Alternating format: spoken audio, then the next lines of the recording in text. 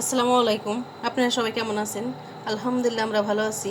আর আজকে বানাবো এই মাংসের আচার। এখানে আছে গরু মাংস, এই যে 1 কাপ পরিমাণ মতো। আর এখানে আমি, আপনারা আরও বেশি নিতে পারেন, কিন্তু এর কম নেওয়া যাবে না, বেশি নিতে হবে। আর মাংসটা আমি লবণ হলুদ মশলা দিয়ে সিদ্ধ করে নিছি। এমনভাবে সিদ্ধ করে নিছি, এই যে ওরকম একবার সফট হয়েছে। এই যে দেখেন, শক্ত শক্ত থাকবে, এই যে ভেঙে যাবে না, এরকম করে নিছি। আর এই যে এখন আমি এদিকে মশলা লাগবে। এখানে আমি যে পাঁচফোড়ন নিছি, পাঁচফোড়ন তো সব কিছু আছেই। আর এই যে ধনিয়া নিছি, জিরা, 2টা শুকনো মরিচ, আর 3টা এলাচ নেওয়া হয়েছে। আর দিয়ে দিব 1 চা চামচের মতো সরিষা। সরিষা আরেকটু দিব, কম বেশি দিতে পারেন। এটা আমি শুকনো খোলায় টেলে নেব।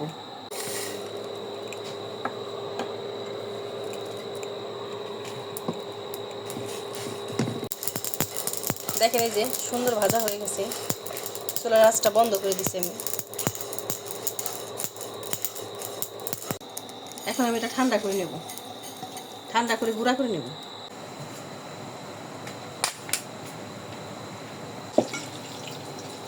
আমার মশলাটা গুঁড়া করা শেষ। এই যে এরকম আধা ভাঙা থাকবে, পুরোপুরি গুঁড়া হবে না, গুঁড়া করবো না। আর এদিকে লাগবে আমার এই যে 2টা বোম্বাই মরিচ নিছি, দেখেন এই যে। আর এই যে শুকনো মরিচ আর রসুন লাগবে আমার এখানে। রসুনটা আমি এখনই দিব না, রসুনটা পরে দিব। আর এখানে তেল দিয়ে দিছি, আর দিয়ে দিব শুকনো মরিচ।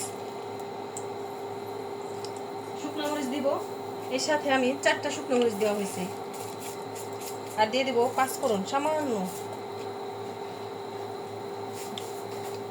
যেহেতু পাঁচফোড়ন দেওয়া হয়েছে এখানে জন্য সামান্য দেওয়া হয়েছে। এখানে আমার এই যে সুন্দর একটা ফ্লেভার আসে। রসুন, কুচি রসুন, কিউট করে কাটা একবার রসুন, এটা আমি দিয়ে দিব সুন্দর একটা ফ্লেভার আসার জন্য। আর এই দেখেন এই যে বাদামি কালার হয়ে গেছে। আর এই পর্যায়ে আমি যে মাংসটা দিয়ে দিব, মাংসটা এই জন্য দিয়ে দিব, মাংসটা এর মধ্যে একটু ভাজা ভাজা হবে, যে পানিটা আছে পানিটা যাতে চলে যায়। আর এখানে আমি এই যে তেঁতুলের দিব,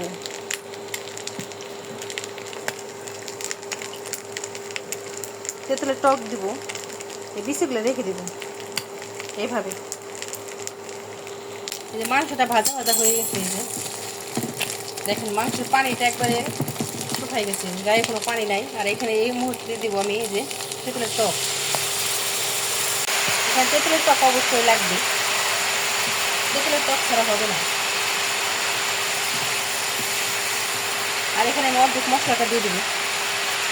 এখানে যে আমি ভাজা মশলাটা করছি অর্ধেক মশলাটা দিয়ে দিব, এখানে অর্ধেকটা দিব। আর দিয়ে দিব এখানে আমি একটু মরিচের গুঁড়া,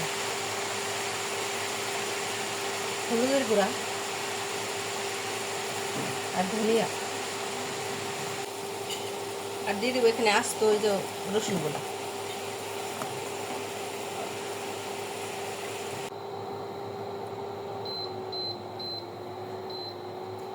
আর দিয়ে দেবো এখানে আমি 2টা বোম্বাই মরিচ দিয়ে দেবো।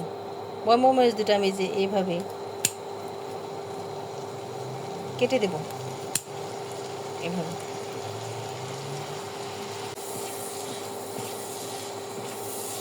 এই আচারটা খেতে এত টেস্টি হয়, টক ঝাল।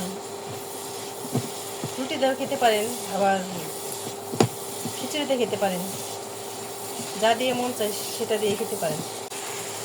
আর এখন এই যে আমি বাকি যে মশলাটা ছিল সেটাও দিয়ে দিব।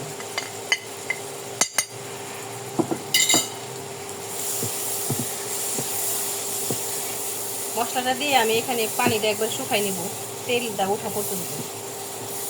এই যে আমার আচারটা রেডি, দেখেন ঝটপট বানিয়ে নিলাম আচারটা। অসাধারণ হয়েছে দেখতে, খেতে তো আরও অসাধারণ হয়েছে। এখন এটা আমি নামিয়ে নেবো, নামিয়ে ঠান্ডা করে দেখাবো। এখন ঠান্ডা হয়ে তেলটা বের হয়ে গেছে, যে এখন দেখাবো। এই আচারটা এত মজা হয়, আপনারা বাসায় ট্রাই করতে পারেন। আমি গরুর মাংস দিয়ে করছি, কিন্তু আপনারা মুরগির মাংস দিয়ে করতে পারেন। এরকম মাংসটা আগে ভেজে নেবেন। দেখেন কি সুন্দর কালার আসছে। এই তেল দিয়ে ধরো খাওয়া হয়ে যাবে। দেখেন আর এটা একবার সফট হয়ে গেছে, দেখেন হাত দিয়ে দেখেন।